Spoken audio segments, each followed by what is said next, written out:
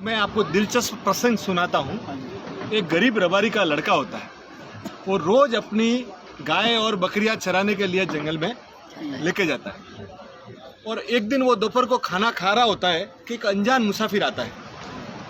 बोलता है, भाई मेरे को भी कुछ भूख लगी है, कुछ खाने को दोगे क्या? बोलता कोई बात नहीं, आ जाओ भाई। अनजान है फिर भी बोलता है आ जाओ। बोला मेरी माँ ने एक रोटला दिया है, आधा तुम खा लो, आधा मैं खा लेता हूँ। तो बोला ठीक है। पहले दिन की बात है। दूसरे दिन दो मुसाफिर आते हैं, दो वापिस वही। बोले भाई हमको भूख लगी, हमारे पास खाने को कुछ है नहीं। तो वो बोलता है कोई बात नहीं, अपने मेरे माँ ने एक रोटला दिया, अपने 3 टुकड़ा कर लेते हैं। वो 3 टुकड़ा कर लेता है। तीसरे दिन 3 मुसाफिर आते हैं, तो वो बोलता है 4 टुकड़े कर लो, तीनों अपने और चारों मैं खा लेता हूँ।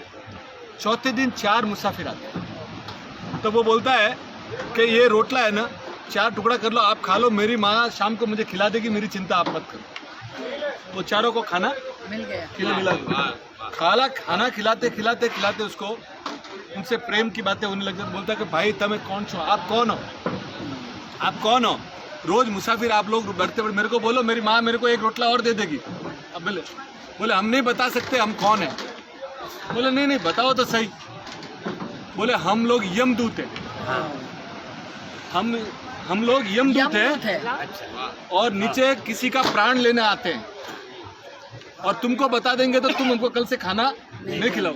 बोले ऐसी कोई बात नहीं है, तुम आओ, पर तुमसे हमारी अपनी प्रेम हो गया तो मुझे मेरी मौत कब है मुझे बताओ, मेरी मौत कब है मुझे बताओ। तो वो बोलती है कि भाई हमारे किताब में लिखा हुआ हम बता नहीं सकते। पर वो 4 में से एक को तरस आ जाता है।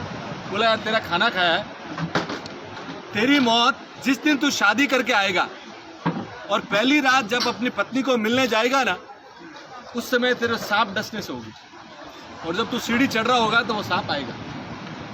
वो बात चली जाती है। थोड़े दिन बाद इसकी शादी होती है, बारात जाती है, सुबह बारात जाके शाम को बारात घर आती है। और वो जैसे ही सीढ़ी चढ़ने जाता है ना, तो वो सर्प वहाँ पे खड़ा हो। वो जो यमदूत आया होता है वो सर्प आँख में से पानी डाल रहा है। तो वो तीनों जो साथ में थे बोलते रोता क्यों, अपना तो जॉब है ये। बोला नहीं, इस आदमी ने हमको खुद भूखा रह के खाना खिलाया था और आज मुझे इसको डसना पड़ रहा है। तो बोला कि अभी अपना जॉब है। तो वो सांप और फिर बोलता है कि देख भाई अभी आज मुझे तुझे डसना पड़ेगा। वो बोलता है मेरी प्रियतमा ऊपर बैठी है, मुझे 2 मिनट के लिए मिलने दे, फिर तू मुझे सांप से डस लेना, कोई तकलीफ नहीं, सिर्फ 2 मिनट। तो वो बोलता है कि ये दोनों का वार्तालाप चल रहा है। वो उसकी प्रियतमा अंदर बैठी सब सुन रही है। उसके आंख में पानी आना चालू हो गया कि मेरी पहली रात और मेरा हस्बैंड आज मर जाएगा, और मैं इतना दूर से तो इसके लिए आया। और ये सब बातें चल रही है, तो उसकी जो प्रियतमा बैठी होती है उसके पीछे एक बड़ी खिड़की होती है, और खिड़की के पीछे से एक गर्भवती स्त्री जा रही होती है, और वो बहुत भूखी होती है। वो बोलती है कि ये कोई मुझे खाना खिला दो, मेरा पेट एकदम जल रहा है और अंदर मेरा बच्चा है और मुझे बहुत भूख लगी है। ये आवाज़ें ये प्रियतमा सुनती है। तो उसके घर पे जो भाता बोलते हैं ना, खाना उसकी जो माँ ने डाल रखा था, माँ ना मिठाई वगैरह बोलती है, अभी मेरा तो पति अभी चल जाएगा, मेरे कुछ काम का नहीं। वो अपनी साड़ी से उसको नीचे डाल देती, और वो जैसे स्त्री खोलती है, स्त्री खोल के वो सीधा एक मुंह में निवाला लेती है। एक जैसे वो मिठाई अंदर जाती है, उसके अंदर से निकलता है, अरे तेरा चूड़ा चांदला अमर रहे, तेरा चूड़ा चांदला अमर रहे, तेरा सुहाग अमर रहे। वो जैसे ही बोलता है, वहाँ के यमराज से वहाँ से आता है उसको सबको के बैक, रिटर्न बैक। तो बोले क्या? बोले कोई इसको इतनी तगड़ी दुआ मिल गई है कि मैं भी मार नहीं सकता।